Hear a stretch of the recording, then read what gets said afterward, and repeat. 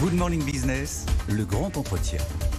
Il est 8h18 et c'est Raphaël Schellenberger, député LR du Haut-Rhin, président de la commission d'enquête sur la souveraineté énergétique dont on a beaucoup parlé la semaine dernière sur ce plateau. Quel autre invité? Bonjour. Bonjour. Alors on va vous mettre très à l'aise avec Laure parce qu'en fait on n'a pas d'avis sur la question. Finalement, à chaque fois qu'on voit quelqu'un, on change d'avis. C'est-à-dire que, est-ce qu'il faut faire du nucléaire? Est-ce qu'il faut faire du renouvelable? Qu'est-ce qui est plus cher? Est-ce que c'est le nucléaire, les nouveaux EPR qui vont coûter une fortune? Ou est-ce que finalement c'est les renouvelables avec tous les coûts cachés? Est-ce qu'on a raté 10-20 ans de politique industrielle sur le nucléaire?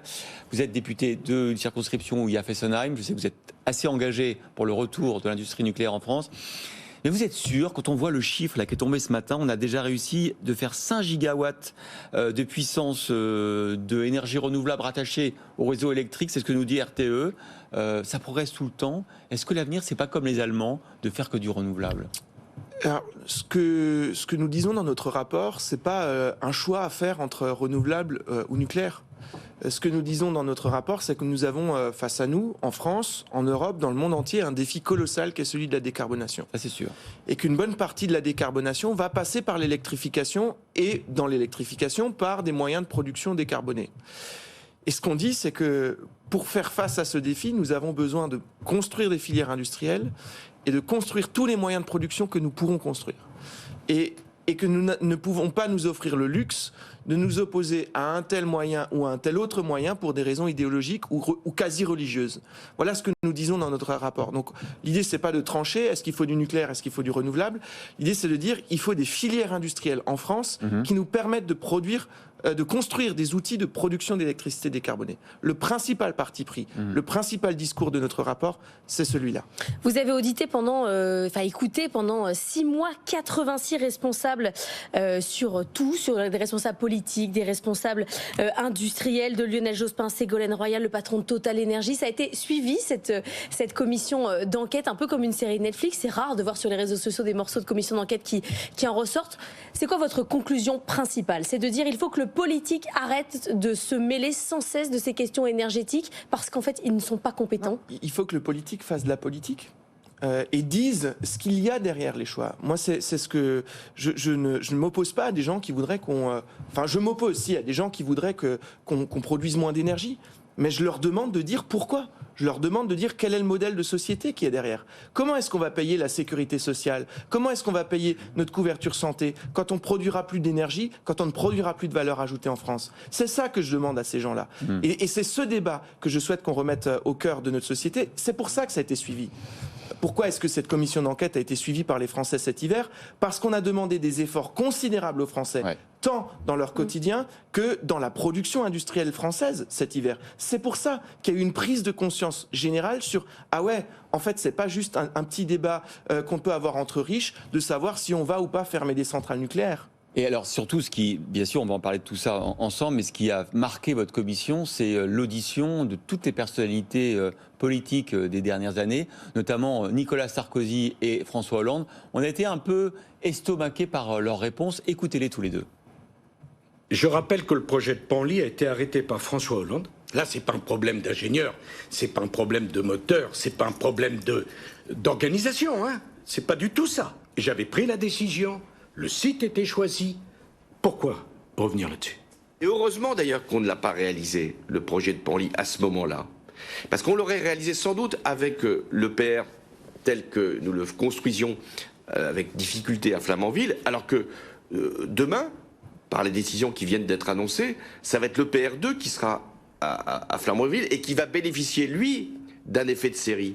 On a l'impression que tout le monde se justifie et qu'on détricote toujours ce qu'a fait le prédécesseur, qu'il n'y a pas de vision stratégique à 10 ou 20 ans pour la politique énergétique de notre pays.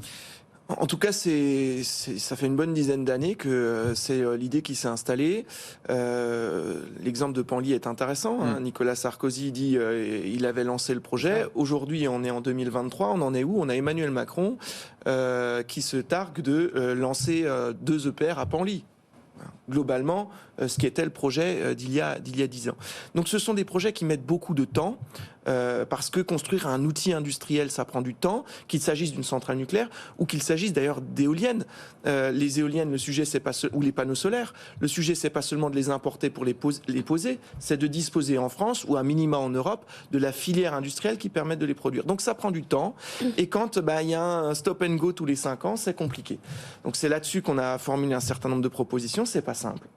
Mais ça nécessite une conscience collective des politiques, conscience collective de ceux qui éclairent le débat public, les journalistes, conscience collective aussi de nos concitoyens qui, dans ce qu'ils vont attendre des élus, doivent avoir en tête la perspective des choix et pas seulement l'écume du mode de production. Au milieu de tout ça, il y a EDF. Est-ce qu'il faut pour cela laisser EDF travailler tranquille, arrêter d'intervenir sans arrêt? Hier, sur cette antenne, on a beaucoup parlé d'Agnès Pannier-Runacher qui disait qu'il fallait augmenter la production de 30%. Alors, elle n'a pas donné de calendrier, peut-être dans les 2, 3, 4 prochaines années. Est-ce qu'il faut sans cesse mettre la pression sur EDF ? Dire que EDF devra augmenter sa production nucléaire de 30% dans les 3-4 prochaines années, c'est ne rien dire. C'est le plan industriel qui est celui d'EDF.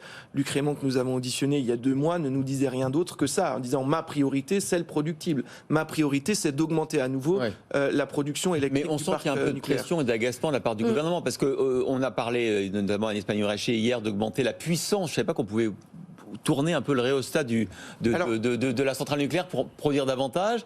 Et puis on voit bien que le gouvernement a peur de perdre encore des milliards sur EDF cette année. Il y a différents enjeux. EDF n'est pas une entreprise comme les autres. Ah oui. Et d'ailleurs, l'électricité n'est pas un bien comme les autres. Tenez, vous êtes LR, est-ce que vous seriez pour la privatisation d'EDF ? Alors aujourd'hui, EDF est une entreprise de droit privé dont le capital est en train d'être repris. Moi, je pense que EDF doit rester une entreprise dans le giron public. Pourquoi ?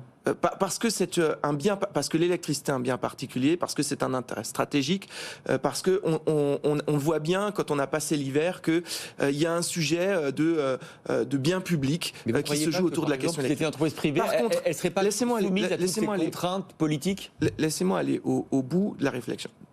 Le nucléaire n'est pas un outil industriel comme les autres. Il ne faut pas qu'on banalise le nucléaire. Il faut que ça reste dans une logique de gestion qui soit bien particulière. C'est la raison pour laquelle, d'ailleurs, si on n'a jamais eu d'incident nucléaire majeur en France, c'est parce qu'on a ce contrôle particulier sur le sujet nucléaire. Donc ça doit rester dans l'escarcelle d'une entreprise particulière. De droit privé, je le pense, j'en suis convaincu, mais particulière et particulièrement tenue par l'État. Par contre, le défi que nous avons à relever en matière de production d'énergie, et notamment d'électricité, démontre que nous aurons besoin de toutes les forces, y compris de l'initiative privée, y compris du bouillonnement, du foisonnement qui est celui du libéralisme. Et nous aurons besoin de l'innovation qui est permise par le monde des startups. Et ce qu'on voit aujourd'hui dans le monde de l'énergie, que ce soit dans les énergies renouvelables, que ce soit dans le nucléaire, c'est énormément d'innovation qui est en train de naître, non pas d'EDF, mais de start-up françaises. Et ce que nous devons être capables de faire, c'est soutenir ces start-up, les accompagner au stade de l'industrialisation, et quand elles seront au stade de l'industrialisation, avoir les moyens de transformer leurs projets en réussite française. Quelle est aujourd'hui votre conviction à vous ? Est-ce qu'on va trop fort sur le nucléaire ? Est-ce que juste on rattrape ce qu'on n'a pas fait ? Est-ce que quand on voit, Christophe le disait, l'éolien commence quand même à performer, les projets offshore, le solaire qui se déploie, est-ce que vous vous êtes fait une conviction personnelle sur le sujet ? Ma conviction personnelle sur le sujet, c'est qu'il faut sortir des guerres des religions. Il faut sortir de la guerre des religions. Oui, mais à un moment, il faut prendre un choix stratégique quand même. Non, le choix stratégique que je prône, c'est celui des filières industrielles. En disant maîtrisons les filières industrielles, c'est-à-dire la capacité à construire l'outil de production du début jusqu'à la fin, et alors nous serons souverains. Et c'est le cas. Les exemples que vous citez sont intéressants. Le nucléaire, ça a toujours été une filière industrielle française. C'est une filière que la France a créée, a monté et maîtrise de bout en bout. C'est pour ça que c'est un exemple. Faisons la même chose que nous avons fait dans le nucléaire avec d'autres filières du renouvelable. C'est déjà le cas pour l'hydroélectrique. On est en train un peu de le perdre à cause de notre incapacité de dire à l'Europe quel est réellement le fond de notre pensée. Donc rattrapons-nous sur l'hydraulique et puis faisons-le sur les nouvelles ENR. Sur l'offshore, nous avons réussi en France à créer une filière industrielle. Ça a mis 15 ans. Ça a été lancé à l'occasion du Grenelle de l'environnement et ça a été inauguré pour la première fois par Emmanuel Macron. Ça a mis 15 ans. Faisons ce travail profond de construire des filières industrielles plutôt que de dire on va rapidement importer des panneaux photovoltaïques de Chine. Merci beaucoup Raphaël Schellenberger, député LR du Haut-Rhin et donc président de cette commission d'enquête sur la souveraineté énergétique. Le grand débrief dans un instant. On a une question pour vous. 23 millions d'euros de rémunération pour Carlos Tavares. Est-ce que c'est trop ou est-ce que c'est le bon niveau ? Écoutez, j'ai pas d'avis à avoir sur le niveau de rémunération des grands patrons. Ce sont les règles de ces entreprises. Tant mieux si nous avons des belles entreprises qui se portent bien en France. Et ben c'est l'objet du débat dans quelques instants. Merci beaucoup.